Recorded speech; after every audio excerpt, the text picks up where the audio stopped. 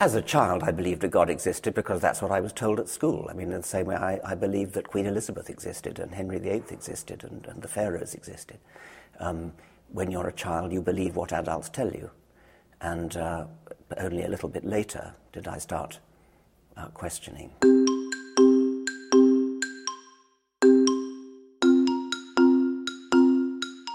One of the first things that happened was when I was discussing with my mother the fact that there are lots of different religions, and I realized that they couldn't all be right, and so there was no reason at all why the Christian religion in which I happened to have been brought up was any more likely to be right than any other.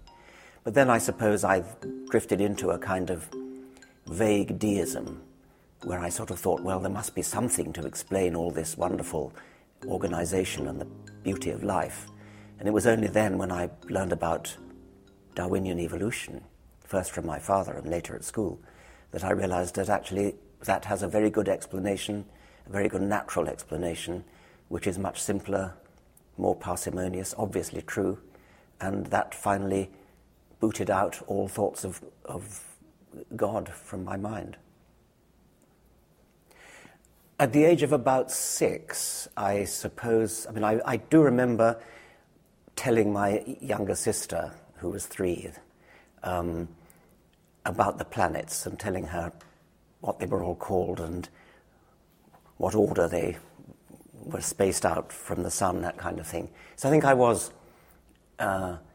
intrigued and inspired by the idea of outer space, which I think probably a lot of children are. I never had a telescope. I've got a telescope now, but it's rather hard to use because there's too much light pollution in Oxford and there's also too much cloud.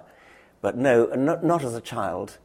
My father did have an old microscope, and we would get pond water and look down the microscope at the teeming little creatures, little crustaceans, hydra, little tiny water fleas. And so I had my eyes opened by that microscope to the fact that there's a world of tiny creatures that you can't see with the naked eye. But it's like looking at an African safari park, but in miniature, through the lens of a microscope. I became much more interested in biology after I got to Oxford. I became inspired not so much by the natural history as by the deep questions that it could answer. Why are we here? What's the nature of existence? What's it all about? What's the purpose of life? It was that really, really fired my enthusiasm. I didn't read The Origin of Species until long after I was a strong advocate of what it said. And so, in a way, it didn't hit me like a thunderbolt because I sort of was already there. What it did, though, was impress me with what an immensely learned man Darwin was and what an immensely sincere man he was. You have to admire the dogged stubbornness, the determination that he has to get the message across using examples, using illustrations, using metaphors, using the power of language to be worthy of this tremendous idea that he had had.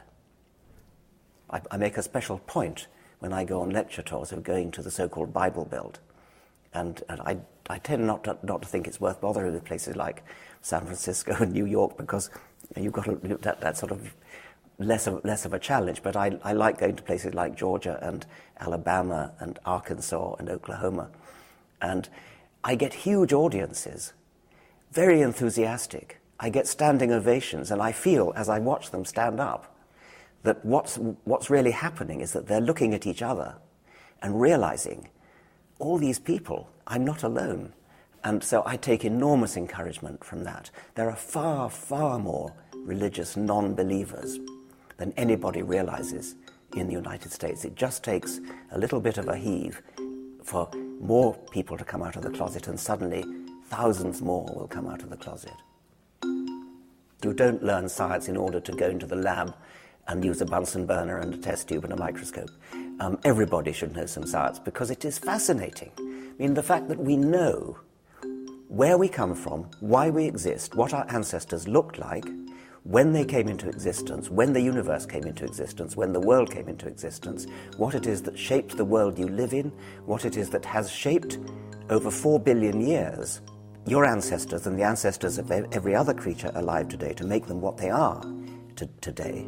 What could be more rivetingly exciting than understanding that? And we, in the 21st century, are privileged to do that in a way that our ancestors just 1 century ago, 2 centuries ago, were not. So whatever your profession is, if you're a stockbroker or a banker or a bus driver or